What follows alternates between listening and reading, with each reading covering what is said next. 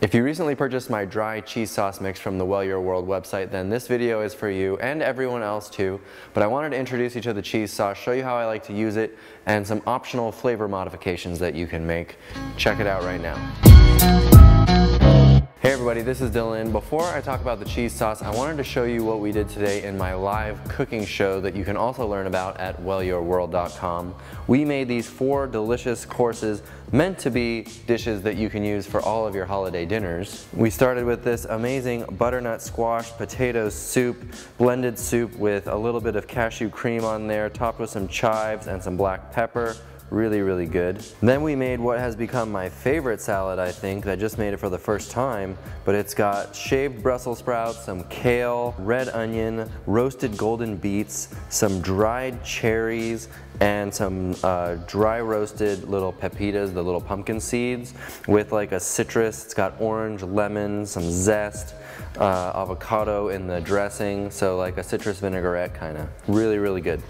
Then we made a succotash with edamame, which you could use lima beans instead of edamame, but it has zucchini, poblano pepper, shallots, some cherry tomatoes, corn. Oh, it is good. Then we did this cute little sweet potato apple bake with, all it's got is the juice of an orange or two.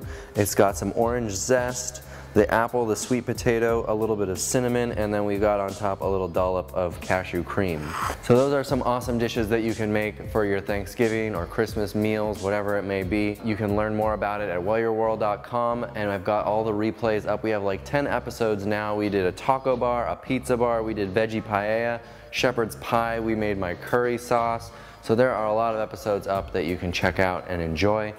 Let's move on to the cheese sauce. So here is the scoop on the cheese sauce. It's super delicious. I've gotten some great feedback so far, so I'm excited that everybody's really enjoying it. But I wanted to share with you one mistake that I think I made on the label for some of you. I'm gonna try to update the label, but it says on the label, 2½ cups of cheese sauce mix with 3 2/3 of cups of water to make a 1 quart jar of cheese sauce, like if this was a full jar of cheese sauce.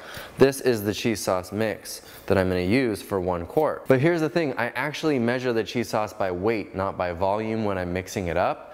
And then I try to say, okay, that's about 2½ cups. But the thing is, when I package it in this vacuum bag, this isn't cheese sauce, it's just potatoes, but when I package it in this vacuum bag, it's compressing it a lot. It sucks it in and it makes it smaller. So what might be 2½ cups when I just measure it out and put it in a jar is probably much less than 2½ cups once it gets squashed down into that bag. The bag will make a gallon like I say it will, except that it may take less than 2½ cups to make that 1 quart jar like I describe on the label. So start with a little bit less and increase the water gradually and see where you go. I'm a rookie, this is my first time. We're working through some of these little kinks. But in the meantime, it's really delicious, you're gonna love it. Let's make some right now. If you do have a scale, you can measure out 170 grams of the mix to make a quart. That's what my 2½ cups of cheese sauce mix is supposed to be. Anyway, here's what I like to do first. Add the 3 2/3 cups of boiling water to your blender. If you don't have a Vitamix and your blender is prone to exploding when you put really hot things in it, then don't use boiling water. The Vitamix has these air holes in the lid so that it won't build up a whole bunch of pressure. Anyway, I like to add the mix first so that none of the mix gets stuck down around the blade. Again, with a Vitamix, you don't really have to worry about that. With a standard blender, you might have to deal with some of this mix getting stuck down at the bottom. But anyway, let's go. Throw in the mix and then blend it for, I don't know, 10 or 20 seconds. Okay, and then that is cheese sauce. Should make a perfect quart just like that. How fast was that? It took what, 30 seconds to do that? It's pretty sweet. Those of you who watch my videos, and my favorite way to eat this is a pile of potatoes covered with steamed broccoli and Brussels sprouts, and then pour on the cheese sauce. Oh yeah, just like that. And then you could throw on a little bit of chopped tomato if you want to get fancy. If you want to keep getting fancy, you could put on a little bit of avocado. Oh, nice. And then maybe a little bit of black pepper. Just like that. Oh yeah, that is perfect. There's nothing better and nothing faster than that. Totally SOS free. Now, for those of you who are not SOS free, there's a couple things I recommend that you could do.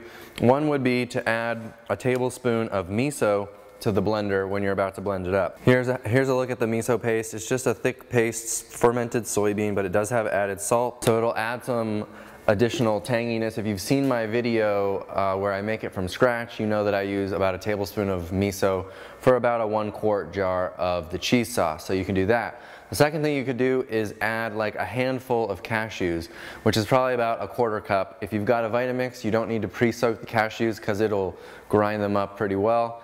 But if you've got a standard blender, you may want to soak the cashews for, I don't know, like 30 minutes and you're probably good. And that'll add some richness to it, and it'll still be SOS free in that case, just with some added fat. So those are the two most popular modifications. You could also add a tablespoon of soy sauce instead of the miso if you don't have the miso or access to it.